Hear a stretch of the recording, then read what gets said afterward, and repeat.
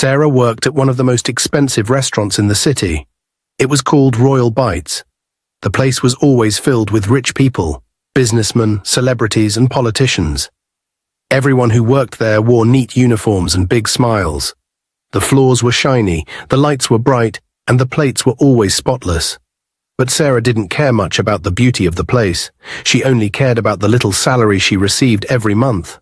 That money helped her pay for the one-room apartment she stayed in and bought her food for the week. She had no family. Her parents died in a fire when she was 10 years old, and she grew up in an orphanage. Life taught her to be strong, even when things were hard. Still, Sarah never allowed pain to steal her kindness.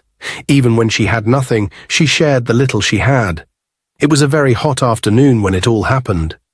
Sarah stood behind the counter, cleaning glass cups and arranging cutlery. The restaurant was quiet. There were no customers at that moment. Her boss, Mr. Harris, sat at his desk in the manager's office. Suddenly, the glass door opened and a man stepped in. Sarah looked up and gasped. The man looked dirty. His shirt was torn in 3 places. His jeans were old and faded. His face was covered with dust, and his hair was uncombed. He had no shoes on, just dusty feet and cracked heels. He walked slowly, as if every step was heavy.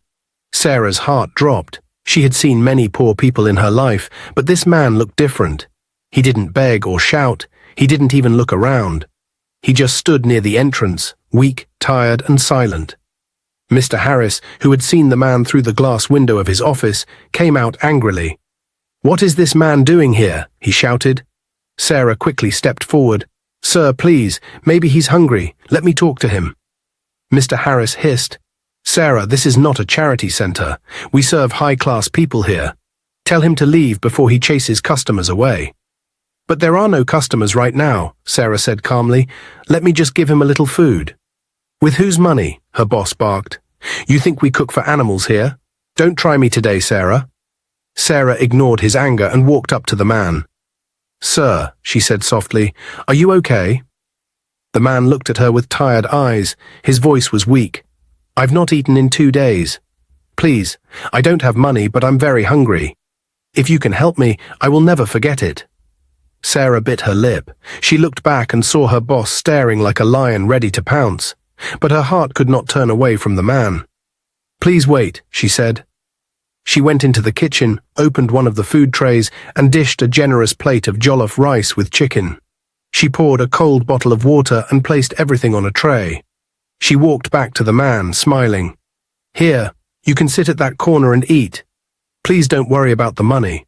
The man's eyes widened. "You mean, you're giving me this for free?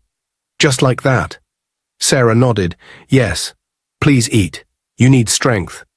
Tears filled the man's eyes as he took the tray. "Thank you," he whispered. "God bless you." He went quietly to a corner and sat down to eat. Mr. Harris stormed out. "Sarah, what did I just see? You gave our food to that mad-looking man." Sarah turned to face him. He was hungry. I couldn't turn him away. "Then go and feed him with your own salary," he shouted. "Better still, go and join him outside because you're fired." Sarah froze. "Sir, don't beg me," he barked. "Take your things and leave this restaurant now, before I call security." The poor man looked up, confused and sad. He tried to speak, but Mr. Harris pointed at him too. "And you, leave. I don't care where you go, but don't ever come back here again." Sarah stood still for a second. Her hands shook.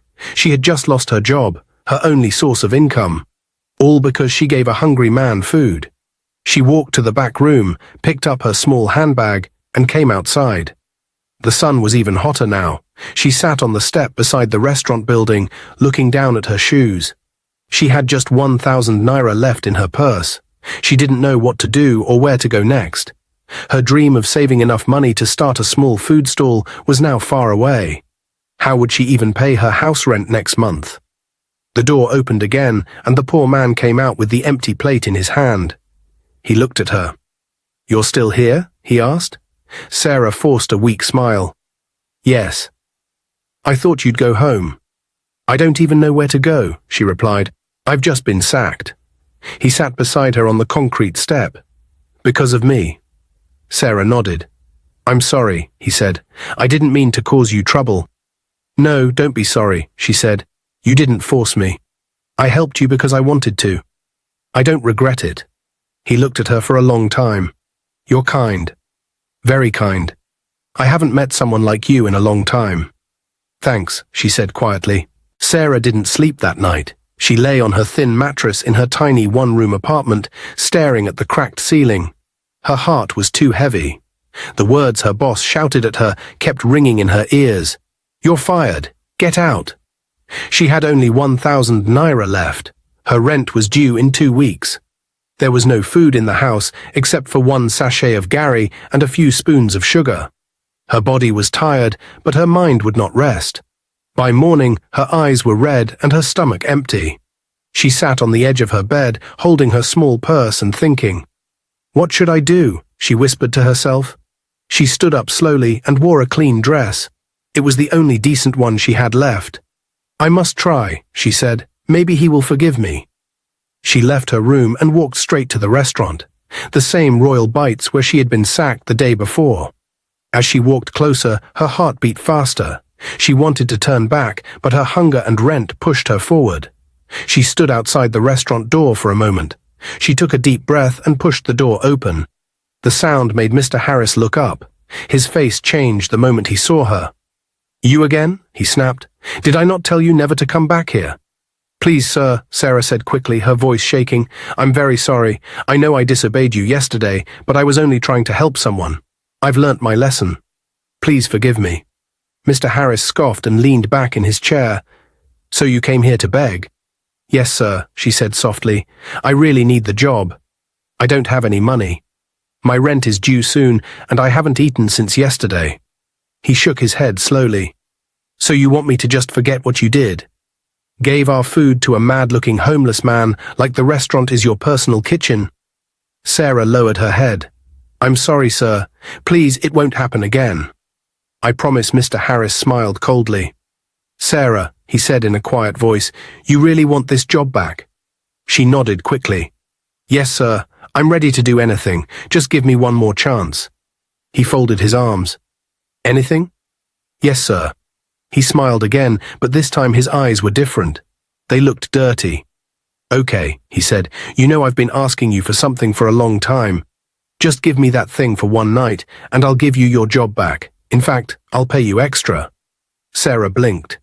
I don't understand, sir. He stepped closer. Don't pretend.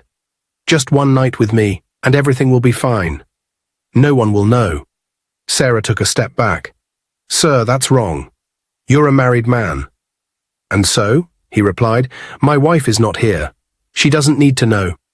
Sir, she said slowly, her voice now angry, I came here because I'm hungry, not because I'm cheap. I thought you were going to help me. Not this, he laughed. Help you? After what you did?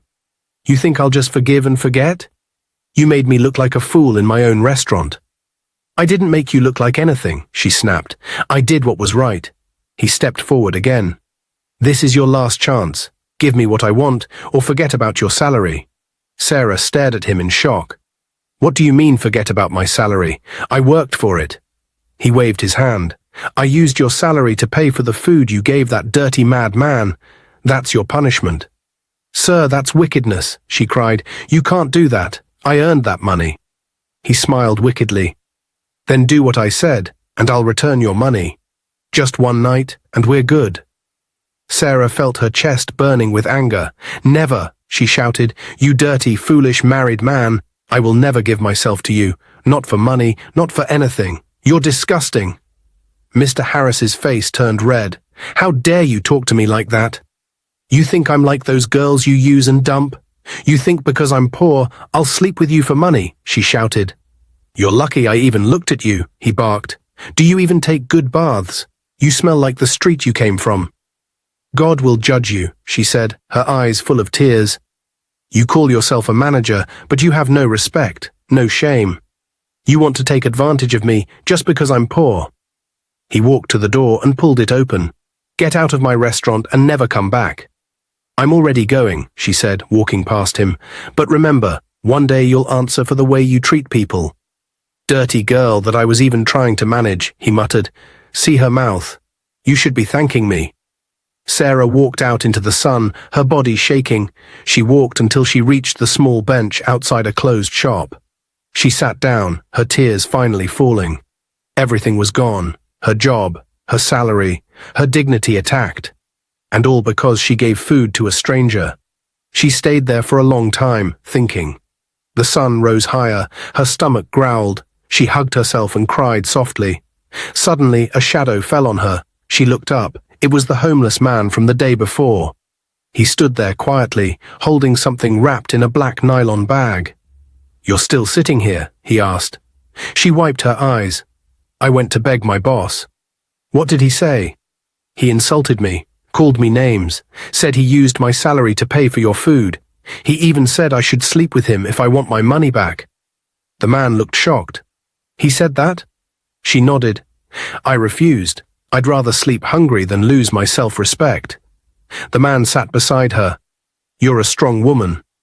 "I don't feel strong," she said with a weak smile. He handed her the black nylon bag. "Here, eat." She opened it.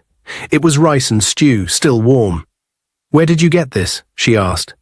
He smiled. "I have my ways." She thanked him and started eating. As she ate, he watched her quietly.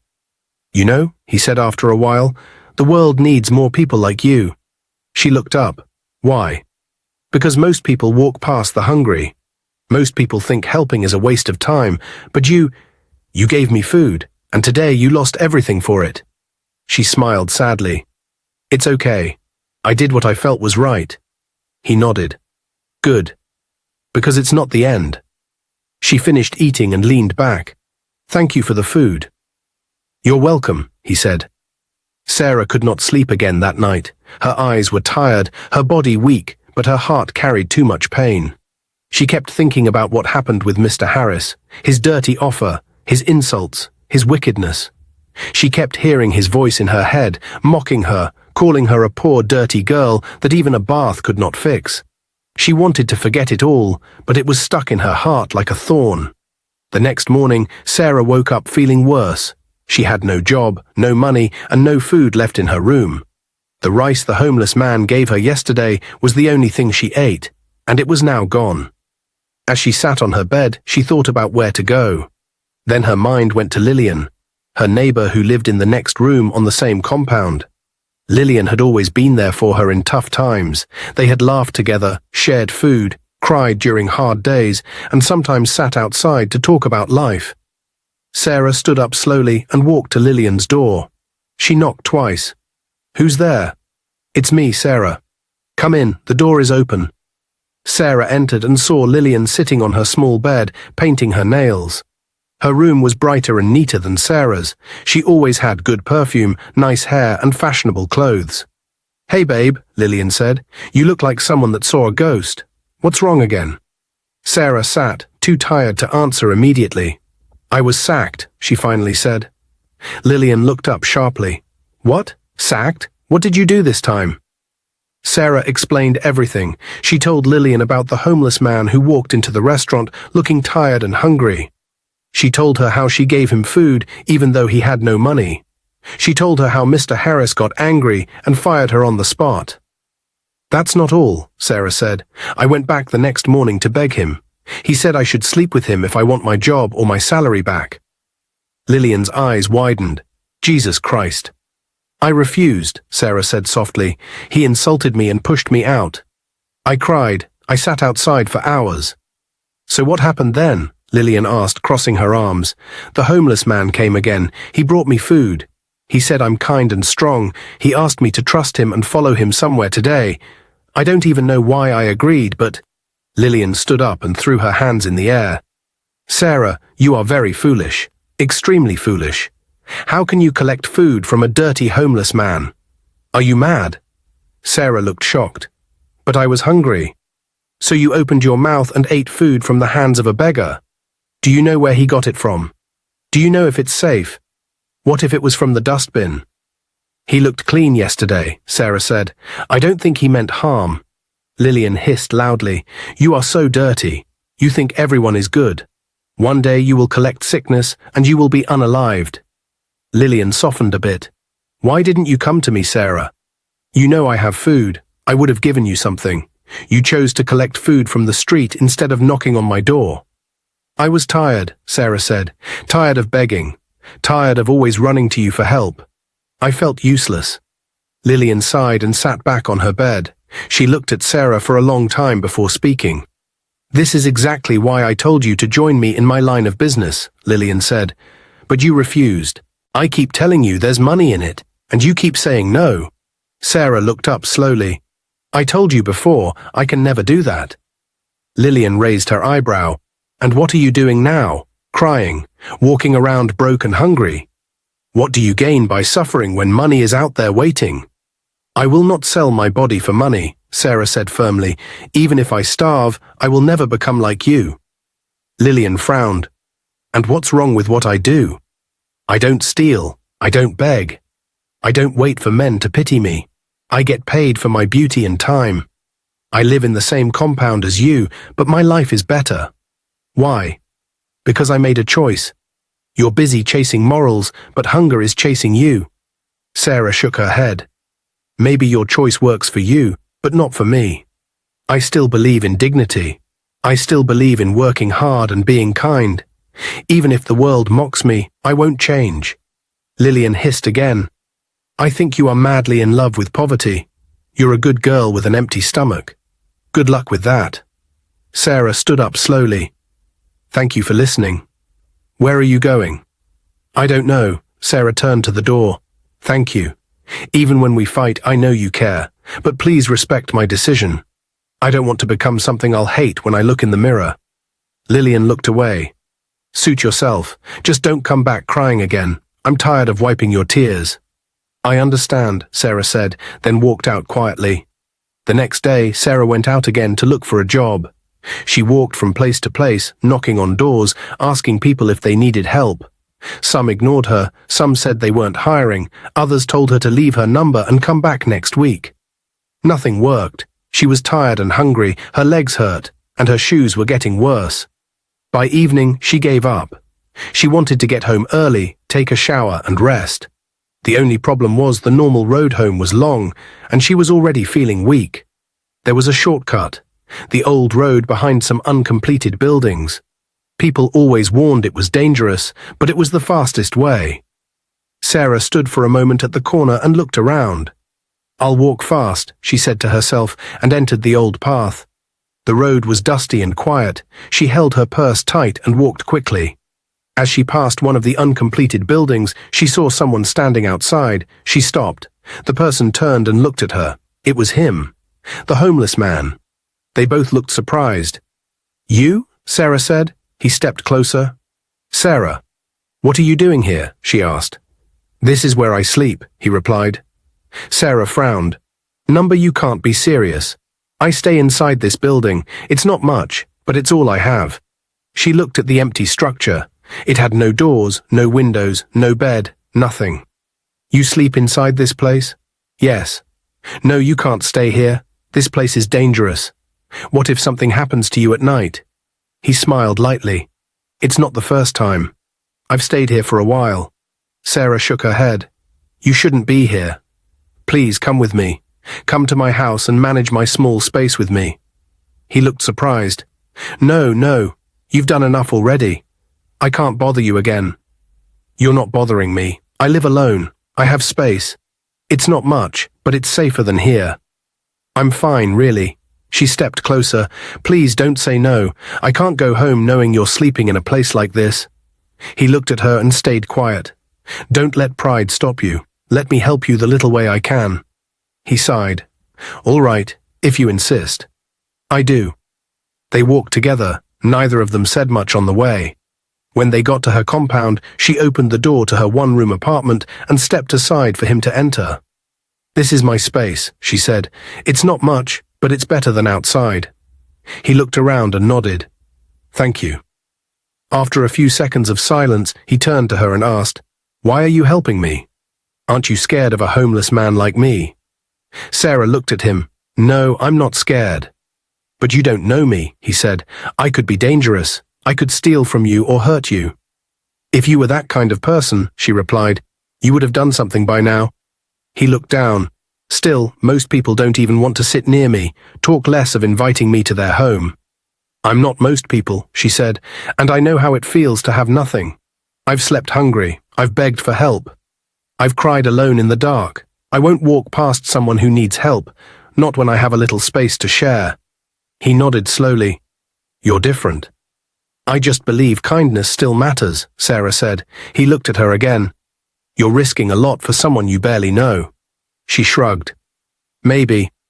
But it's a risk I'm willing to take. There was silence again. Then he said softly, Thank you, Sarah, for everything. You are welcome, she replied.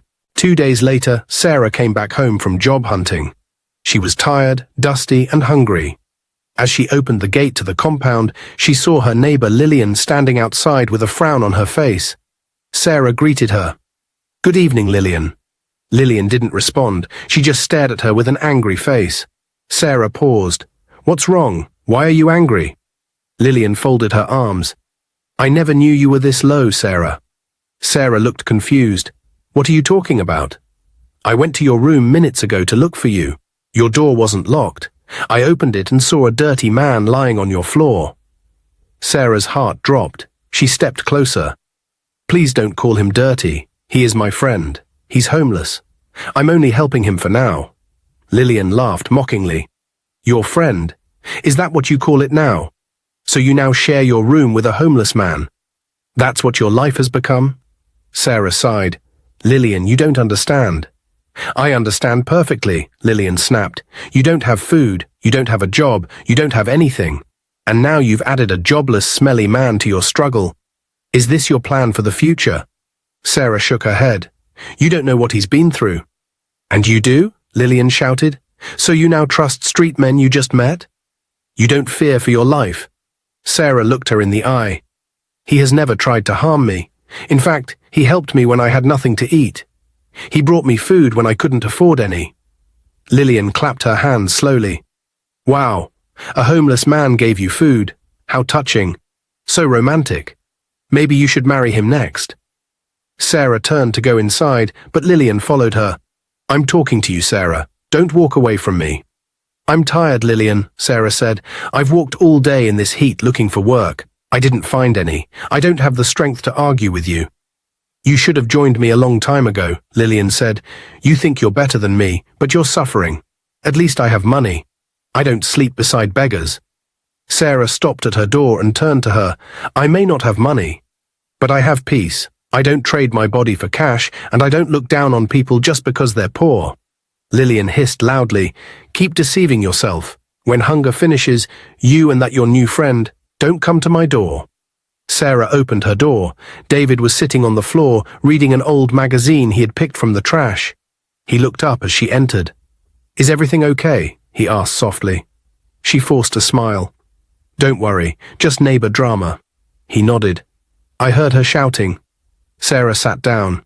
It's nothing. She's just angry that I brought you here. He looked down. Maybe I should go. No, she said quickly. You're not going anywhere. But I'm causing trouble between you and your neighbor. I don't care what she says. I care about doing what's right. If I leave you to sleep in that uncompleted building again, I'll never forgive myself. He looked at her for a long time. You have a good heart, Sarah. She smiled weakly. I hope so. The next morning, Sarah was sitting on the floor folding her wrapper when the man looked at her and said, You've never asked me my name. She looked up and smiled. That's true. I actually forgot. He nodded slowly. My name is Samuel, she said. Nice name. I'm an orphan, lost both parents when I was just a little boy. Life has been hard. She looked at him with pity. I'm sorry. He waved his hand like it didn't matter. Then he looked at her again and said, Are you not job hunting today? She shook her head slowly. I'm tired. Tired of walking around, tired of rejection, tired of being insulted. Some men even told me to sleep with them first before they can give me a job. I can't do that. Samuel looked at her for a while and said, Sarah, you deserve better. You're a good woman. She sat closer. Thanks, but sometimes it feels like being good brings nothing but pain. Samuel looked at her directly. I like you, Sarah. I really like you. You're kind, humble, and brave. She was silent for a moment, then smiled. I like you too. He laughed and added playfully, Don't look at my dressing now. If you see me normally, I'm a fine man, very handsome. You'll even fall for me at first sight. She laughed out loud. I know, you're right. I'm not going to lie. You're handsome. Samuel smiled. So now that we both like each other, maybe we should make a deal. She raised her eyebrow. What kind of deal? He said, I want you to go somewhere today. Go to your old workplace. The restaurant. She frowned. Why? There's something waiting for you there, he said. She looked at him suspiciously. How do you know? He smiled. Just go. Trust me. Are you a prophet now? She asked. Maybe, he replied with a grin. She shook her head. You're beginning to scare me. Are you even human? Are you a ghost? He laughed. No, Sarah, I'm not a ghost. Just go. You will see. She looked at him for a moment. If I go there and nothing happens, I'll come back and laugh at you the whole day. He raised his two hands. Deal. She stood up, wore her cleanest dress, and left the house. She walked all the way to the restaurant since she didn't have any transport money. On the way, her heart was beating fast. She wasn't sure what she was expecting, but something about the way Samuel spoke gave her hope. When she reached Royal Bites restaurant, she stood outside the glass door for a few seconds. Everything looked the same. She entered slowly. A friendly-looking woman stood at the reception. Good afternoon, Ma, Sarah greeted. The woman looked up and smiled. Good afternoon. How can I help you? Sarah stepped forward nervously. My name is Sarah. I used to work here, but I was sacked some days ago. I just came because, well, someone told me to. The woman looked at her face for a moment. You're Sarah. Sarah nodded. Yes.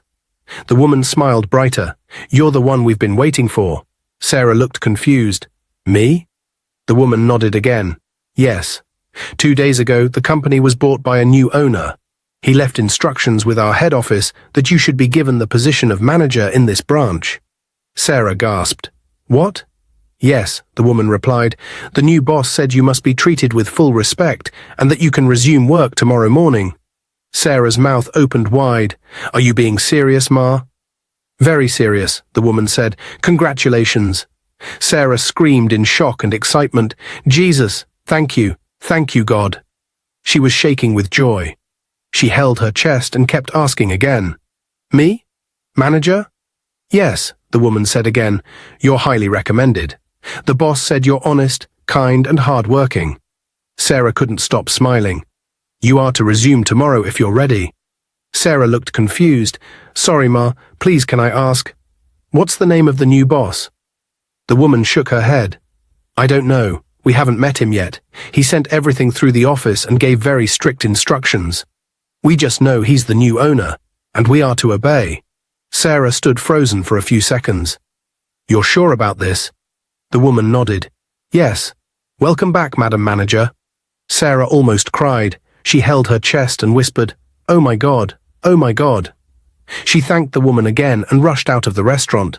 She didn't walk home. She ran. When she got to her compound, she pushed the door open and entered. Samuel was sitting on the floor reading the same old magazine. He looked up and smiled. Welcome. Sarah dropped her bag and stood in front of him. Samuel, you said something would happen today. He nodded. Yes. The restaurant has a new owner. I know. They offered me the position of manager. Good, he said calmly. You deserve it. But they said they don't even know the name of the owner yet. Everything was sent through the head office. Just then there was a knock on the door. Sarah stood up to open it. It was the landlord. He looked angry. He didn't greet. He just looked around the room and folded his hands. So it's true, he said. I heard it with my own ears. You're now living with a mad homeless man. Sarah took a deep breath. He is not mad, sir. The landlord looked at Samuel and hissed. You're even defending him. That's your business. All I know is that your rent has increased. Sarah looked shocked. Sir, why? Because you've turned my house into a shelter for mad people. If you can't pay the new rent, you pack out. Sarah stepped forward. Please give me time. He shook his head. No time. You better pay my money before next tomorrow or you're out. But sir, I'm not here for stories. This is your final warning. He turned and walked away. Sarah closed the door slowly and sat down, her head in her hands. Samuel looked at her quietly. "I'm sorry," she said. "I brought you here and now look at what's happening." He shook his head. "Don't be sorry. Everything will be fine." She looked up at him. "How? I don't even have the new rent." And he said next tomorrow. He smiled. "Don't worry. Let's take one step at a time." The next morning Sarah got ready and went to work. Her first week as manager was going well. The staff respected her and the customers were happy. Every day she worked hard and made sure everything ran smoothly. She still didn't know how she got the job or who the new owner was. A week later the landlord came back, this time with 2 men. He knocked loudly. Sarah opened the door. "Where's my money?" he shouted. "Sir, I'm begging you. I haven't been paid yet. I just started work. I gave you extra days already. You think I'm joking? You must leave today." "Please, sir," she said. "We don't have anywhere to go." "That's not my business," the landlord said. "Pack your things, now."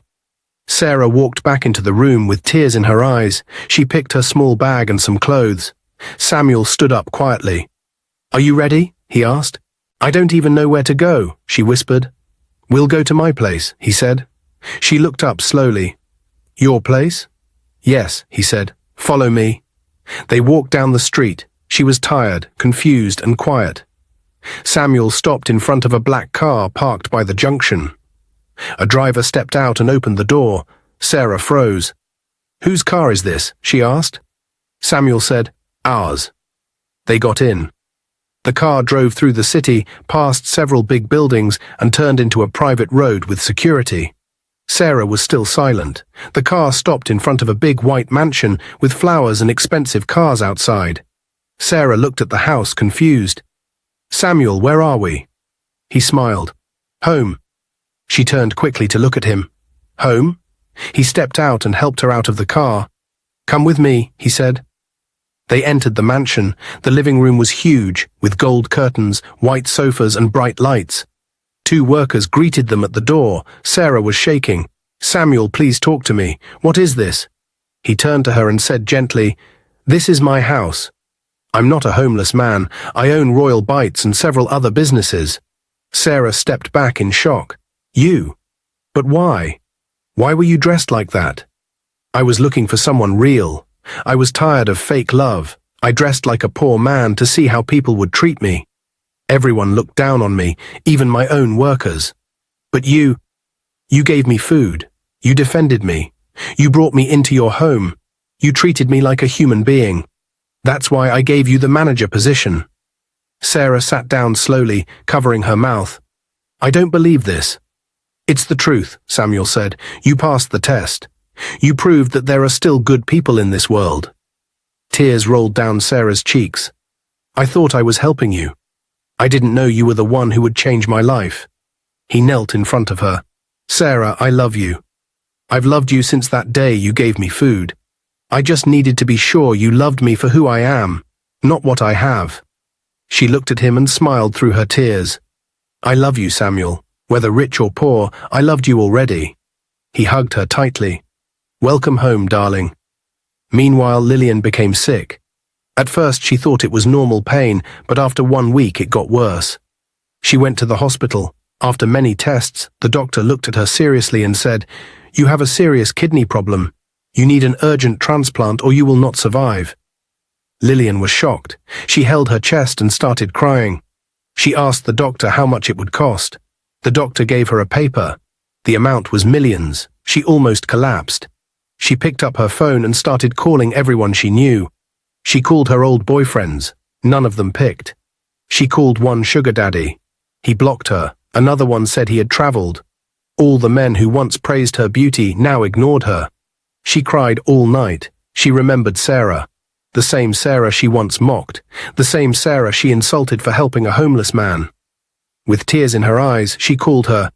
"Hello, Sarah, please. I know I don't deserve your help, but I'm dying. I have kidney failure. No one is helping me. All the men I trusted are gone. Please forgive me. Help me. I don't want to die." Sarah was quiet for some seconds. Then she said, "Lillian, I've already forgiven you. I'll send you the money." Lillian broke down crying. "Thank you, Sarah. Thank you, thank you, thank you." Sarah hung up and called her personal assistant.